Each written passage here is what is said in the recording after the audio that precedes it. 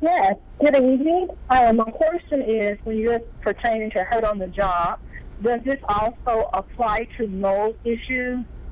You said mold issues on the workplace? Yes.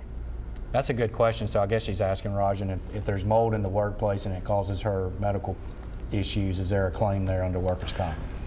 Sure, there can be a claim. The problem with mold, and I've handled many mold claims in the past, but the problem I always find is the proof is difficult.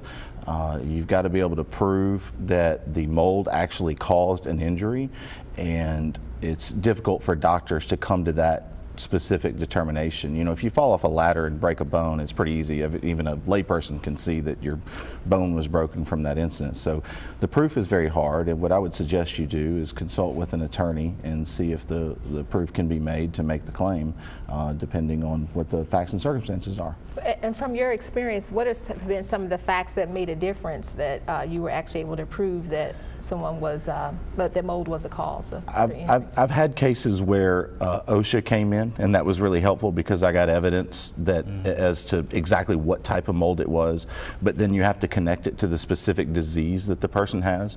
So just because somebody starts coughing and sneezing where there's mold in a building doesn't mean there's a causal relationship between the two. You actually have to have a doctor to say that. So the most important piece of evidence would be a doctor who's familiar with and understands that process and is willing to give a truthful opinion about the relationship between the two.